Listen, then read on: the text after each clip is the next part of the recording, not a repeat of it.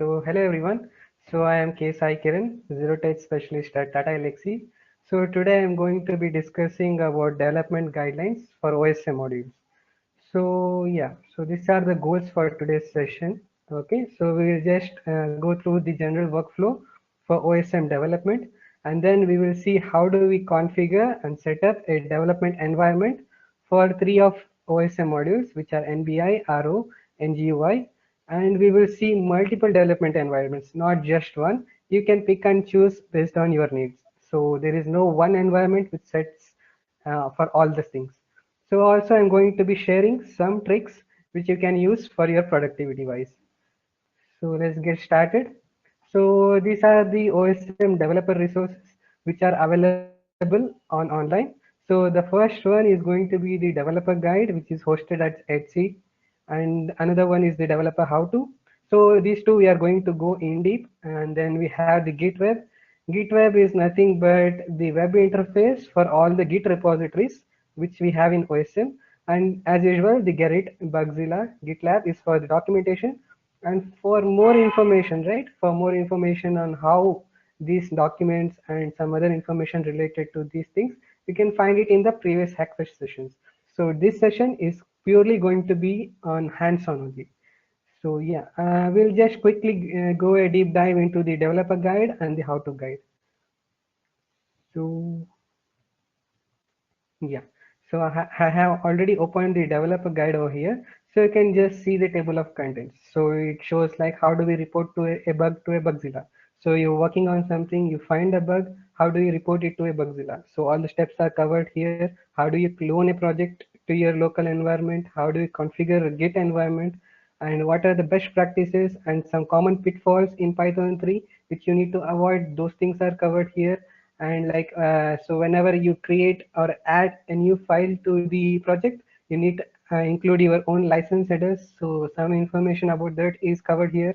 How do you commit your changes to the local project? That is covered here. So almost all the information is covered here. So yeah, you can click on each of these and you can go through and navigate. So it is very vast and it is very detailed. So I'm not going to cover these things in detail because it will just be a repetition. So this is the how to, I mean the documentation for the developer, and there is the another website for the developer how to. So how a developer can set up their environment. So basically it just introduces all the components in OSM, what are they and what are they used for. Okay, and we have the interactions. So how each component interacts with other components, just a brief overview, can take a look at that, and some general steps and some other documentation. These and all are very helpful. So I'm not going to cover this in detail, but we are going to cover a lot more other stuff in detail, which are not part of the documentation yet. So yeah, quickly just get back to the PPT. So yeah, also you can refer to the previous Hackfest presentation. This is really good. So do go through that one as well. So yeah, before going to set up our environment, we need to really understand the OSM's architecture. Architecture in the sense, what are the components which are there in OSM and the way it is being deployed. So currently OSM's installer comes in two variants. One is the Docker Swarm, one is the Kubernetes. So basically Docker Swarm installation and Kubernetes installation. So you can pick and choose either one of them, and all of your commands are going to be based on those. Okay, so in my demo, I'm just going to be using Docker Swarm, but it is more or less similar to Kubernetes. So this is the latest OSM architecture diagram. So on the top, we have all the OSM clients, which are OSM CLI, a lightweight UI, and the NGUI. And then the northbound interface, we have the Kafka and all other components.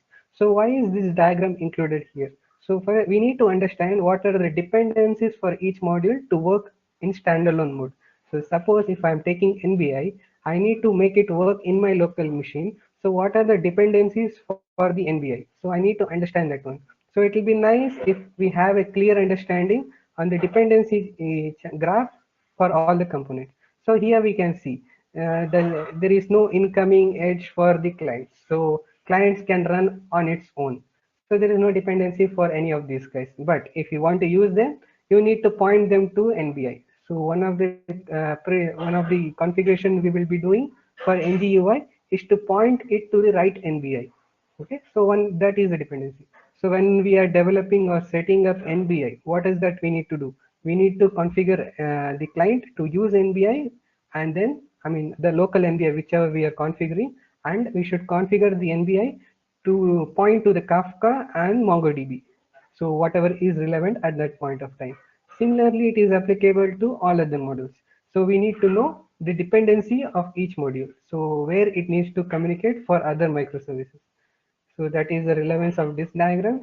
So today we are going to be seeing the NGY, NBI and RO. So for NGY, as we can see, there is no dependency. But for us to able to use NGY, we need to point it to NBI. So that we are going to be doing. And when we are developing NBI, we are ensuring that our NGY is already pointed to NBI, and we will point NBI to Kafka and MongoDB. Okay, so if we are going to do arrow, then we'll be pointing LCM to point to arrow. There is separate environment variable which we'll be setting in LCM so that it can point to arrow. So those are the dependencies we need to have in mind. So moving along. So yeah, so this is like a cheat sheet or something like that you can call it. So this is a table of all the commands which are very good to know. And this is not the entire list. This is something which you know you will be very well off. So we'll be using most of these commands. Believe me, we'll be using almost all of these commands. And here is the Docker Swarm commands, and here is the Kubernetes commands. So more or less they are the same. Like you can call them as brothers or something. So more or less they are going to be the same, and we'll be focusing on only this row. So the Docker Swarm commands. So we'll just go through these commands at once, and during the demo, I'll be referring back to these commands. So first one is going to be the listing of services, which is Docker service ls. The second one is going to be the listing of containers, which is Docker PS, and we have separate option with -a to see all the containers. And then if you want to enter a container or a pod, so this is the command which we use. It will be like Docker exec -it stands for interactive terminal, and you take the Docker container ID and you give the application name. So where do I get this container ID? This container ID you can receive from the previous command, which is Docker PS, where you will get list of all containers. So in that list, you will find the container ID which you are searching for. So then you can restart the service using these commands like scale in, scale out, and then you have the similar command in Kubernetes. What the nice thing about Kubernetes is that if you delete a deployment, it will restart it for you. So you can use that command to restart a service. To check the logs of the service, you can use this command, which is Docker service logs, service name. In this case, I'm using OSM underscore NBI. It can be OSM underscore RO, or it can be OSM underscore LCM, so on and so forth. And this is not a running log. If you just use this command, you will get the log, and that's all. Your prompt will come back. And if you want to have a running log, you just use the same command with -f option, and a similar command is there for Kubernetes. And if you want to update image of a service, you can use this command. And similarly, you have the same command for Kubernetes. For removing the stack, we have this. So the path you can see right here, the etc OSM Docker. So this is the path you get when you install OSM. So otherwise, you need to clone the OSM repository, the DevOps repository from the GitWeb. I'll be showing you those things, and you can deploy the stack. Similar command is there for Kubernetes. Even this same path /etc OSM Docker is coming from the installer. If you don't have the installer, if you want to do on your own, you need to set up your own environment variables, and then you can use the repository and do on your own. But I recommend using the installer. And you can remove the stack using Docker stack rm OSM. Similarly, you can do in Kubernetes, which is kubectl delete. NS stands for namespace and OSM. And for building the Docker image, so whenever you make some code changes, you want to build the image and you want to update the service. So this command you can use to build the image. So we will be going through all these commands one by one during our demo. So moving along. So yes, so for some of you, maybe especially me, when I prepared this slide, I myself got scared seeing this huge list of commands. So what can you do to optimize yourself? So you can use bash aliases. Okay. So once in a while is fine, but using this such a lengthy command each and every time, it can make your life very difficult. So what we can do is use some aliasing techniques. So so for example, I am showing here how do you enter a container, OSM service container, using a simple alias called enbi. So I just named it as enter nbi. So I'm using docker exec, so the previous command, and I'm having a sub command called docker ps, and I'm grabbing the nbi, and I'm taking the first row, which is the docker containers container id, and then I'm giving the application. So this just is enough to enter into the container. So we are abstracting all the things into this keyword called enbi. So these are the steps you can follow to create it.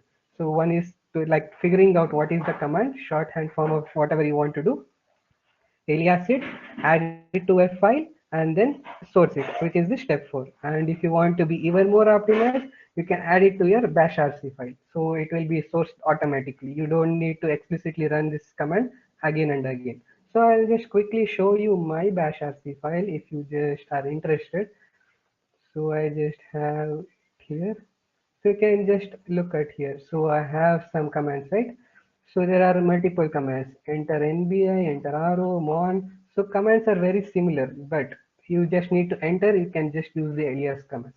Similarly, you can prepare your own aliases and you can use for your own productivity wise, so that you can save your own time. Okay, so now we will go on and develop NBI and RO. So yeah, so what are the styles we have for NBI? So one style is going into the container and making the changes of the source code. Okay, so here we need to be really careful.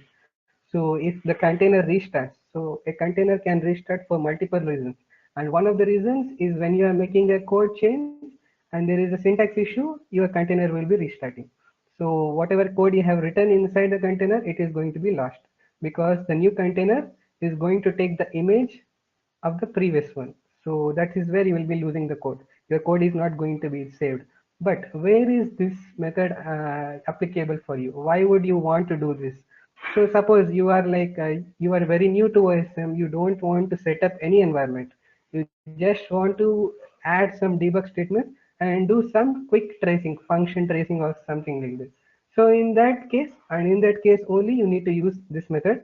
Okay, otherwise you will just be losing all your code. Like if you write any code more than 10 lines and you make a small syntax error, maybe a formatting issue or a closing parenthesis or indentation, the container is going to restart and the code is going to lost because the new container will take the image of the one which is deployed, so it is not going to be saved. So this is one method of doing things. Another method is going to be on the server. So on the server we don't have the GUI access, so we'll be using an editor like a Vim or Nano, and we can see how we'll be able to do it. Another one is what I use, which is the on the workstation using PyCharm or VS Code. Quickly we'll just see how do we do these things. So I have recorded videos so that I cover all the things and I don't forget anything in the between. So if anything, I can quickly fire up my terminal and go ahead. So I am sharing the video. So this video is going to be how do I change the code inside the container of NBI.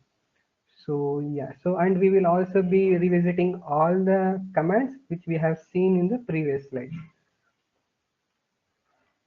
So initially, this is the Docker service ls command. It is going to list all the services. So we can see all the services, and my environment is little bit strange. You can see some images are at tag 7, some are at latest, and some are at 8.0.2.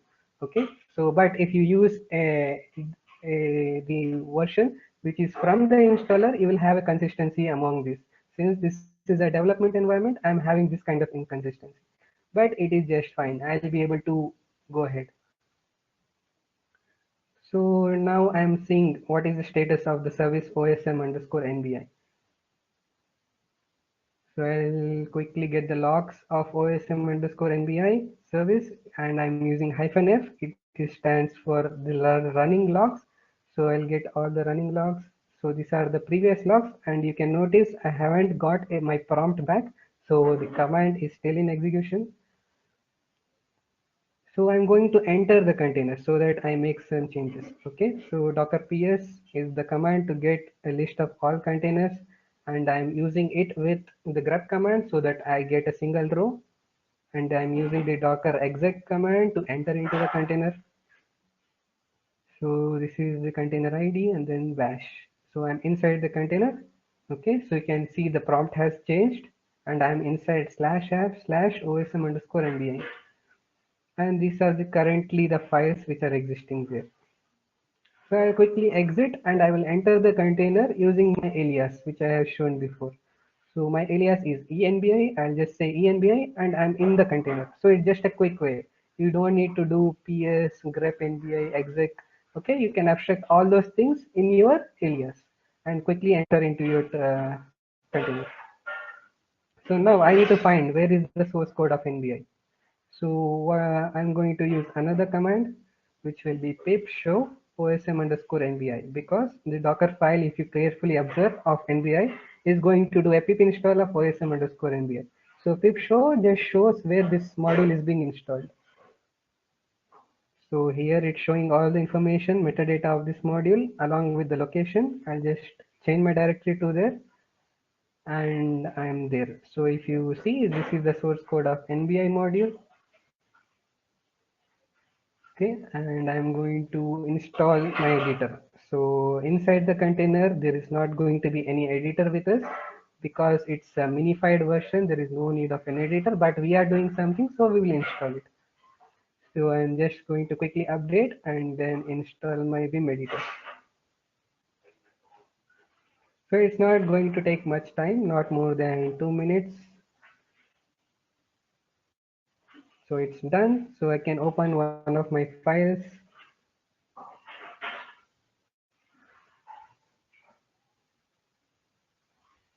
So I'll be opening nbi.py, which is the root file in the nbi.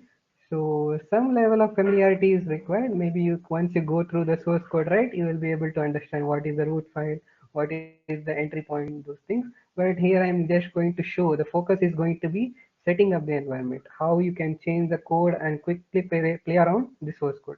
So now I'm just going to write to it. I haven't written a single character. It just simply overwrite the file using the w command. You can see over in this corner, and nbi has this special thing called cherrypie web server, which will do our hot reload or a live reload. So whenever any change happens to any of the source files, it will reload on its own. So we'll just see that one in action. So I just give the right command and we can see the server, I mean the engine has restarted because the nba.py has been changed. So the change can be anything, like no character need to be changed. We can just issue a write command and it will treat that it is changed. Okay, so yeah, the running log can show that yeah, it is changed and starting NBI version. So we are going to add a simple statement behind that line. So to see that yeah, we are actually adding some content to it. So yeah, so we have found out like that log statement, it's coming from here. This is the log statement we saw in the other screen. So here we will add some other statements. So and we will be able to see the output on the other tab.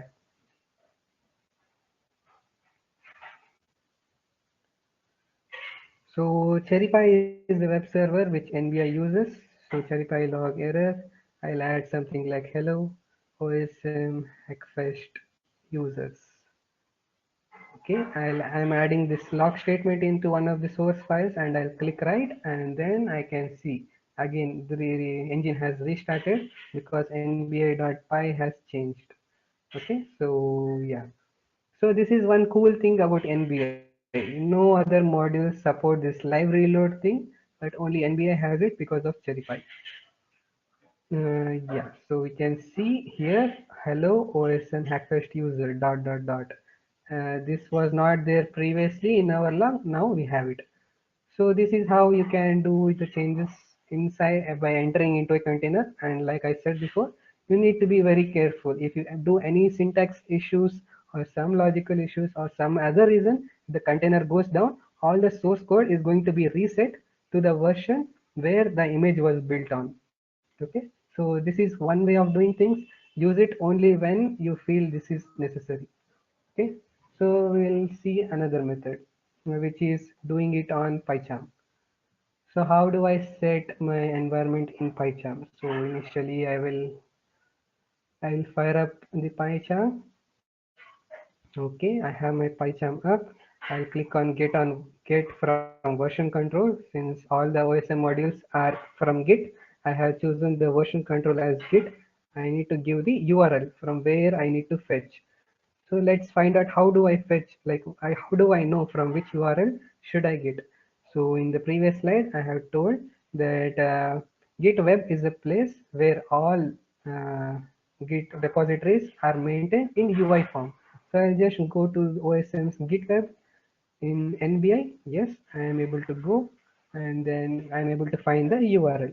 So that URL I'll quickly copy and I'll add it here. So I have added the URL where NBA source code is located, and I'll click on the clone button. So Python is going to clone for me and set up my workspace. So it is going to take roughly around 1 or 2 minutes.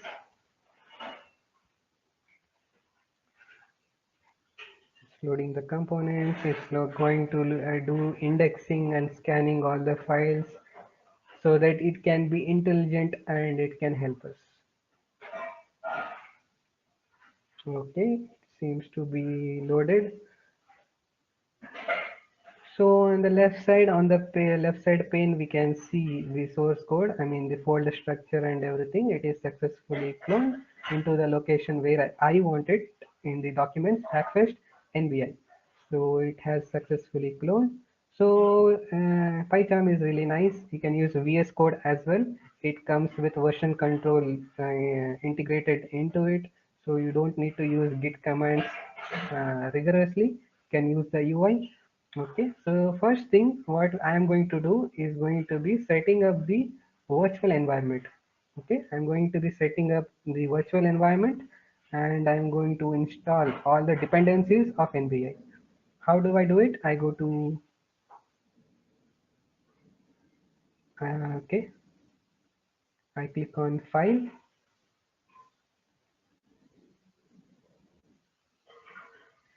and then I click on settings. Okay, so it's going to show the settings of PyCharm. So if you are not able to find Python interpreter or project interpreter at one go, you can quickly use the search menu in search field and you can type in interpreter and it will find it for you. Okay, and it will highlight. Okay, we have found the interpreter here. So I already have an interpreter already set up because I don't want to install the dependencies here in the demo so that it will take more time. Okay, so I am using already a pre-configured interpreter. But if you, in your case, you will be setting your interpreter. In that case, you will go here, you will clicking this cog icon and then click add and then you select the location of your interpreter. Okay, means a new Python interpreter, or you can call it as also in virtual environment and then click on OK. That will create an interpreter for you and that will be used for this project. Okay, so here I am using an interpreter which already has all the dependencies installed.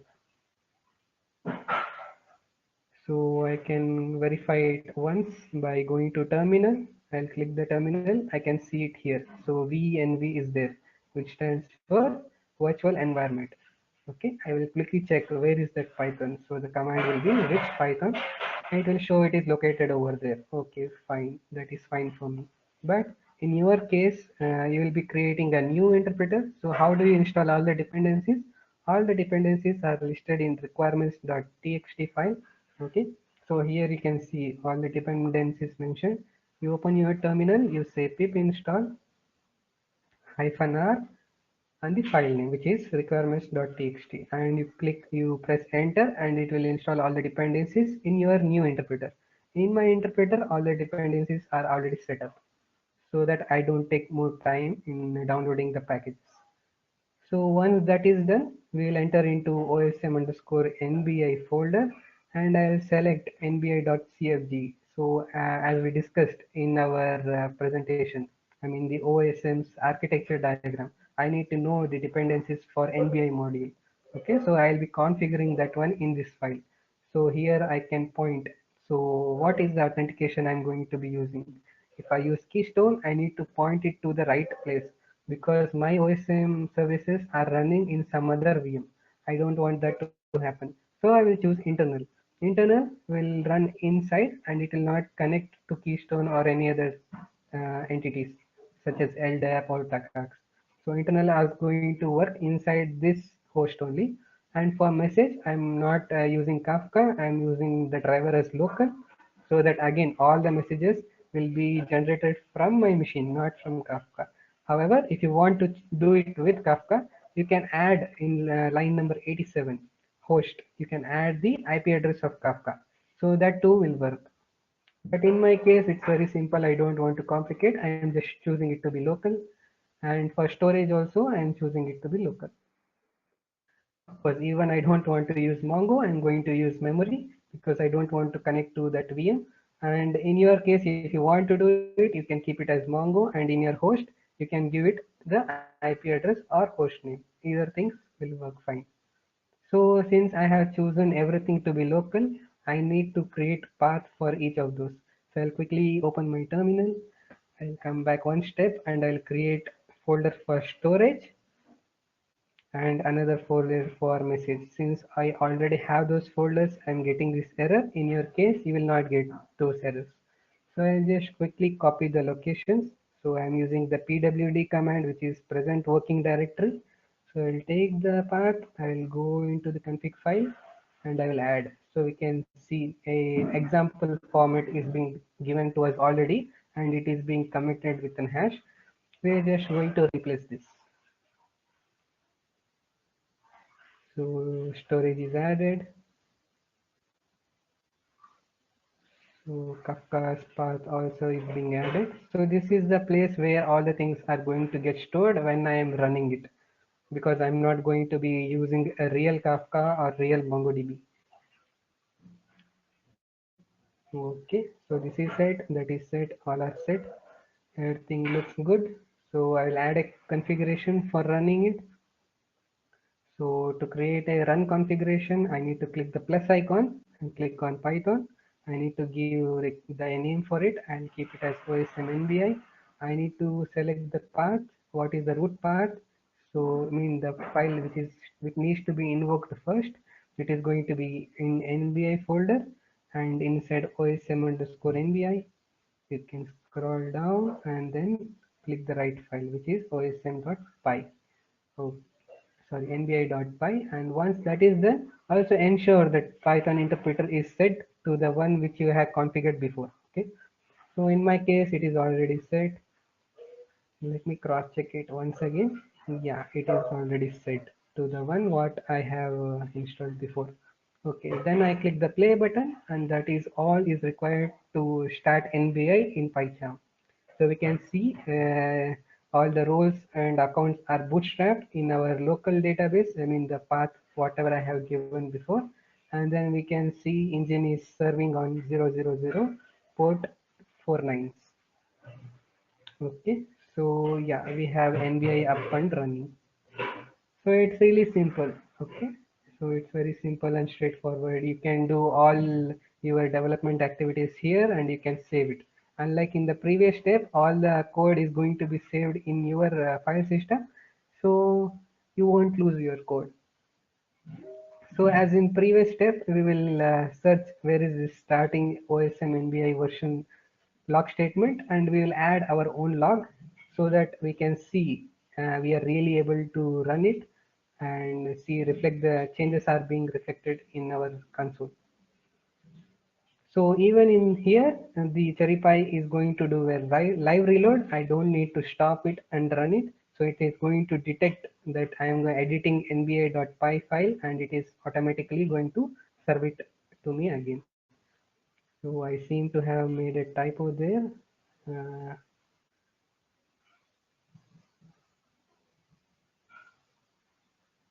okay. Okay, now it looks good. I'll click on I'm control and S, or you can click file and save. Both are fine, and once it is done, Verify is going to restart. Engine is going to restart, and we can see the changes. So it will even say it is restarting because of which file. So yeah, nba.py is changed. So everything is respawned, and we can see hello OSM Hackfest users being displayed. So now we are sure that we really have a working environment set up for OSM's NBI. Okay, so that is all for this demo. So let's come back here.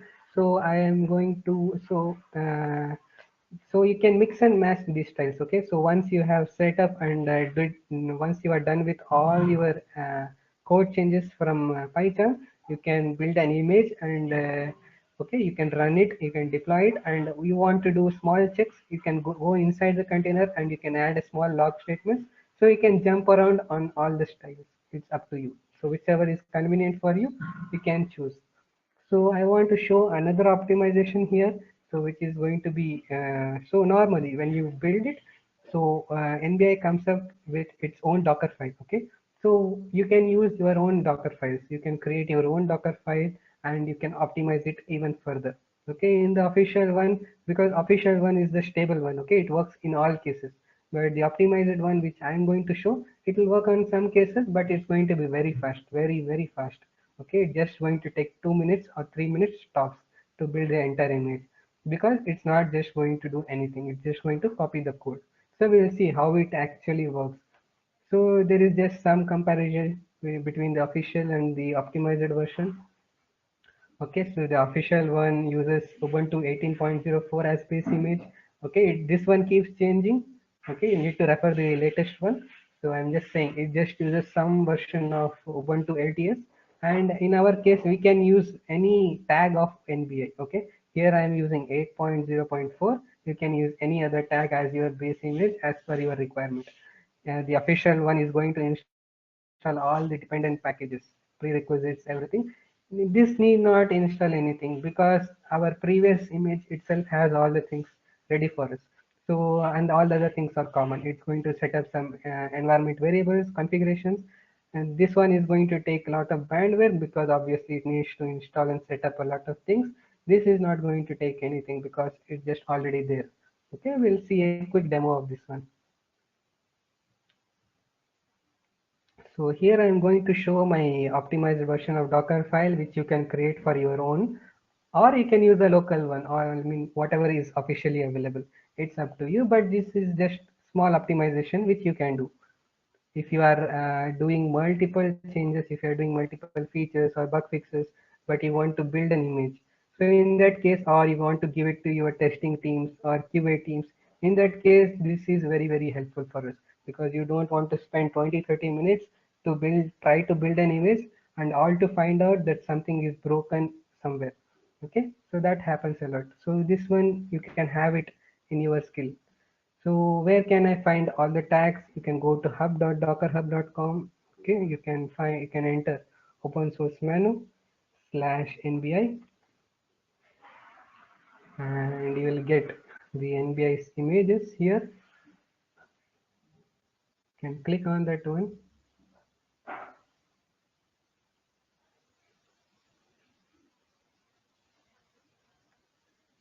Okay, once you are here, you can see all the details of this image. You can click on the tags. So here you will get a list of all the tags. Okay, you can use any tag as per your requirement as the base image for this optimization. So I'm just going to take the latest one, which is going to be this testing hyphen daily, which was pushed 9 hours ago by OSM Jenkins. So I'm just going to use this one. So let's go back to our terminal. So I'll just show you my file. So this file is not part of official repo. This is just I have created just to demonstrate. You can do it in a better way, in a faster way, just for development purposes, nothing else. Okay, so you can take a base image, you can give testing daily, whatever I have shown here. Okay, this one already has all the installations done inside it. We are going to set the work directory, expose some things, add some volumes, and then set all the environment variables. nothing too complicated. And in the end, we are just going to copy our source code into /app/nbi. Okay, that's all. This is the crucial step. We are just going to copy all our new changes into that place. So it will override all the things, and then we'll just invoke the command Python run it. So let's see this one in quickly in action.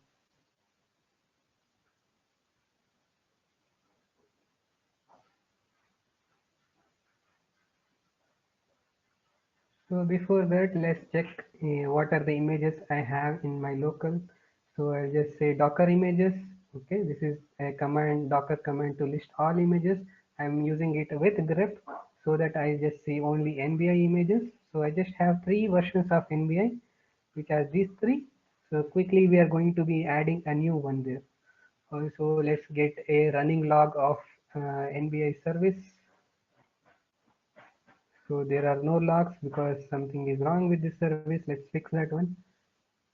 So let's build the image. So as discussed in the earlier slide, the command which we are going to use is this one. So it is docker build NBI, which is the repo name hyphen f context NBI slash dockerfile underscore fast. This file is not there as part of official repo. As part of official repo, you will find dockerfile.local. So you can use either one of them to build your source code. Okay, and then you want to tag it with open source MANO /nbi. I am doing it with a tag Hackfest. You can do it with whichever name you fit appropriate. And I'm not going to use any cache over there. So that is one. And also I have concatenated this command with another command which is to update the service. Okay. So this just builds the image and also updates the service at the same time. So one after one. So we can quickly see the timer. It is 10:15 a.m. when I have recorded. We will see how much time does it really take to build this image. So we can see there are 25 steps, and the step one is to use testing daily as the base image. So yeah, so one step is going to happen slowly. So one thing you need to keep in mind when you are using this approach is that you need to install any other dependency. For example, you have developed a feature which requires something to be installed. In that case, you can add some install like run pip install some package for that one, because in the base image that package won't be there, that library won't be there. In that case, you can add it to this file and you can get it done. That also works fine. So we are already at 10:16 and already 15 steps are over very fast. If you have really built any image before this session, you will know how much time does it take to build an image. It sometimes takes half an hour. And if the bandwidth is really low, it will take even more time. Sometimes due to GitHub issues, like if you are in a corporate network, the firewalls will block you. So in that case, you will have to wait 20-30 minutes just to get an error message. So in those scenarios and all, you can use this style of doing so that you don't have to install anything. You just need to build the image by putting some environment variables and copy the source code. So our important 24th step is done, which is to copy the source code, and then image is successfully built with this tag OSM Hackfest. So we'll quickly see, and also it is updating the service OSM underscore NBI. So we'll quickly see the logs over there. We'll just see here. So we can see 17 seconds ago a new image was built. Okay, time is now 10:17. We started at 10:15. It just took 2 minutes. We can keep an upper bound of 3 minutes. It won't take more than that. So this is another cool way of doing things. Yeah, so I think the service is converged. So we have the logs as well.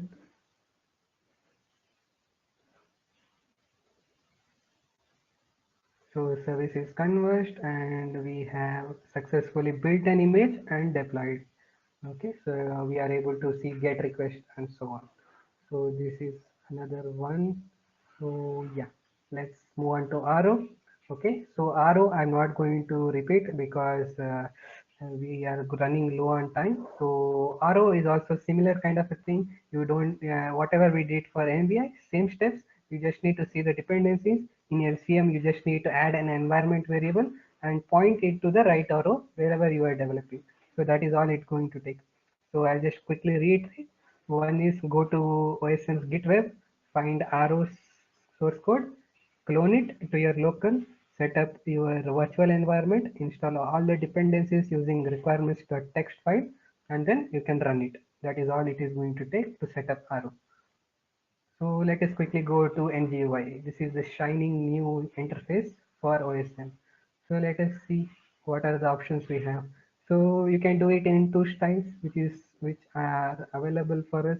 One is using the standard Vim or Nano, and another one is to use a popular IDE like VS Code or something. Okay, I don't recommend you use to Vim because it is UI related thing. I highly recommend you to do it on a workstation and that too using VS Code or something like that. So, okay, I just went too far ahead. I'll just quickly go into my video section. Okay. So yeah, so you need to refer to the OSM's Git website once again. So here you will find the everything like UI for everything. So you can copy this URL. Okay, this is my VS Code. I have actually already cloned here.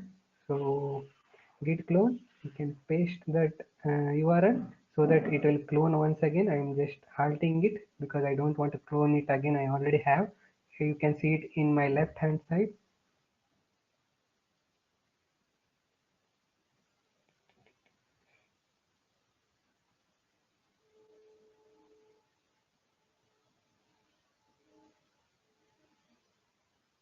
Okay, so we'll quickly walk through package.json.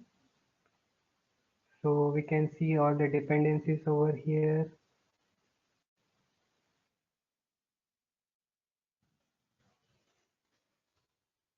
Yeah, I'm still connected. Just I wanted to ensure I'm still connected. Yeah. So this file is packet.json, which holds all the dependencies for ngui. Okay, so like previously we had requirements.txt, which is going to hold all the dependencies for our modules. Here it is going to be packet.json. So here we have some other script commands which are shorthand for build, start, test, proxy. So we are just going to use all of these things one by one. Yes, so we are going to use a proxy because I am going to point this NGY to the NBI whatever I showed in the previous one. So we'll just see how all of those things will happen. So in this proxy.conf.json, we need to enter the target of NBI. I mean target in the sense to which NBI this UI need to talk to. So in my case, I have previously showed it was running at 0.0.0.0. So I'm just going to write it there because my NBI is already running here. So it is there already. So you can just confirm it once again. So yeah, it's still running. Everything is still running. So I can use this NBI, not that NBI, which is in my VM, which is in the remote. Okay, so I'll be using this NBI only. So this configuration is done. I mean the dependency configuration is done. So I need to install all other package dependencies. For that the command is going to be npm install. Okay, or you can even say npm space I. Both are going to do the same thing. Okay, I have already installed all the dependencies. Otherwise it's going to take a lot of time. So dependencies are already there. In your case, you just need to run that command. So I'm just going to run the proxy command which is line number 11. So npm run proxy and it's going to start a local development server for ngui. So this is going to take some while. I'm just going to quickly fast forward it. Okay, it is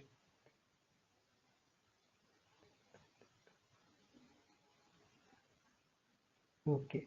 So yes, it's done and we have Angular up and running. So it is hosted on localhost port 4200. So we will see that one. We'll quickly open the browser. We will open a new tab and add that one wherever it is running. So we'll be able to see NGUI is running in our local. Okay, so now it is going to communicate to the NBA which we have in our local, not to the remote. And you can do right click and inspect. Okay, you can go to the network to see what all API calls it's making. You can go to the elements tab and you can check all the elements here. Okay, so admin and I am inside. Okay, so let's quickly check in PyCharm to see if that request had really went there. Okay, before that I'll just show another cool thing is that our NGUI is also compatible on mobile phones and iPads and so on and so forth. Here you can configure which device you want to see and you can configure your development appropriately. Okay, so this is done. The other video. Okay, I'm going to do some code changes to show you how we can do, we can add some code to NGY very easily. So I'm just going to add some components and some modules. So as the video goes through, you'll understand actually what I'm doing. So I'm going to use an Angular command, which is ng, which will generate a component, and the component name I have used is Hackfest. So as soon as I clicked enter, it created 4 files for me. Angular is very nice. It created the files in the format, appropriate format, in the proper folder structure by default. I don't need to do much. So entire thing is created for me out of the box, and I just need to create a module as well. So I'll create a module. So it will just create one more file. So overall I have 5 files over here. So you can see all in green. So they are the new ones. So I'll quickly go. Um, yeah, so what I want to do is between the Vim accounts and the admin section, I want to insert another tab so that if I click that one, I'll see some other information on the right hand side. So that is going to be the objective here. So I'm quickly going to find, so I'm acting as if I don't know NGUI. I don't know how to I navigate to the source code. So if I'm new to OSM and new to NGUI, how do I do it? I right click on the element and I click on inspect, and then I'll be able to see which element it is. So we can see app-sidebar is the one which is containing the entire sidebar. So I just need to find this component. So where is it located in my source code? So I'm going back to my source code. So I just search where is that sidebar, app-sidebar. So since it is app-sidebar, it is definitely going to lie inside the app folder. So where is it? Let's search. It is not there. So let's see in layout. It is there in layout. There is the sidebar, and this is the HTML. So we can see the HTML consists of an UL and an LI. UL stands for an unordered list. LI stands for the list element. But we can see there is only one list element. But in UI there are multiple buttons over there. So what is happening is there is an ng for loop which is iterating and creating multiple elements for us. So where is this menu items is coming from? We'll quickly jump on to the sidebar component TS file. We can see it is imported from models src slash model slash menu model. We will jump to that file. So where is it? It is src models and then menu models. Okay, I mean the menu model, we can see this is a big JSON, not a JSON, it's a JavaScript object. So we need to find a place where do we add the thing. So I have found it. So here you can see menu name is Vim accounts, and here it is menu name is admin, and line 219 stays header menu. So this is, I have found the exact place where I need to add my new content. So I just copy paste the stuff. I'll just cross check. So I just want to add in between there. So I'll come back and copy this because I don't want to rewrite all the things and make some mistakes. I'm just going to rename it to Hackfest.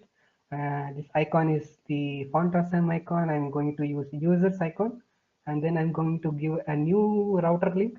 So this is going to be like, what page do I show once I click that button? So I'm going to say display slash Hackfest. So once I click it, it will navigate to that place. So another cool thing with NGUI is that if I write it and save, it will automatically reload for me. So it is reloaded. We can see Hackfest is there. Okay, above admin section and below Vim accounts and with the users icon. So everything is set. Okay, but if I click, it is going to slash Hackfest, but nothing is coming up. So let's quickly fix this one. So to fix that one, I'm going back to the routes because there is some problem with the route. I need to configure the route. So I will take, there are so many routes existing in this app routes. Okay, I'm just going to take some route and copy paste and add a route for my Hackfest slash Hackfest so that when I click it, it works and it knows which module to be loaded properly. So path is Hackfest. It is loading case module. I will remove that one and I will say load Hackfest module. Okay, so I'm not explaining all the other things because they are Angular related. So I'm just showing quickly how you can do these things. Okay, so this is set, and if I click save, everything will get recompiled and it will be reloaded in the browser automatically. So Hackfest works. So if I click, I'm able to see Hackfest works component over there. Okay, so where is that Hackfest works text is coming? I haven't written it so far. So yeah, it is coming from this HTML page. So this is created from that ng command which we used previously. So here we are going to add some other data here. So I'm going to take some parameter called users. So I'll define some user defined function called get users. Okay, so maybe in this case I'm not going to make some API calls or anything. I'm going to going to display the static data. But in your case, you can add some API calls to NBI or something. You can do those things. In my case, I'm just going to display this list from TypeScript to HTML and to UI. So I'm just going to populate some dummy records.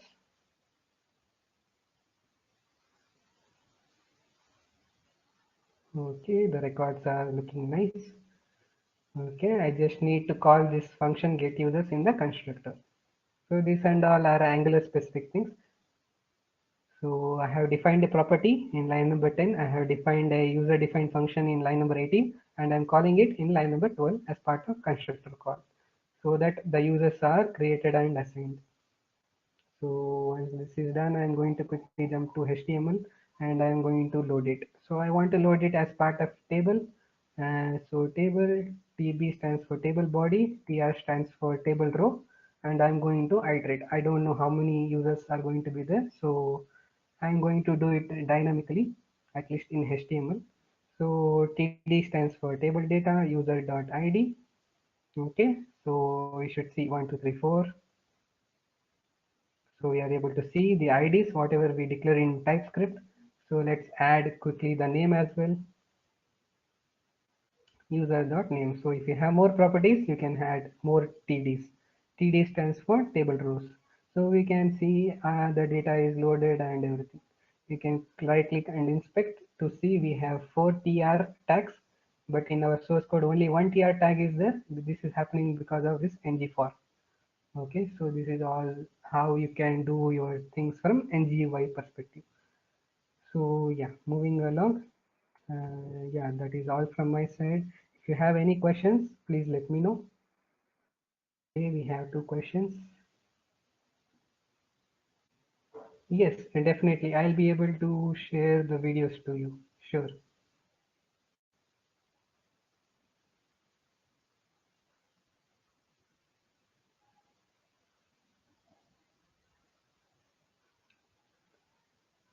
So are there any other questions?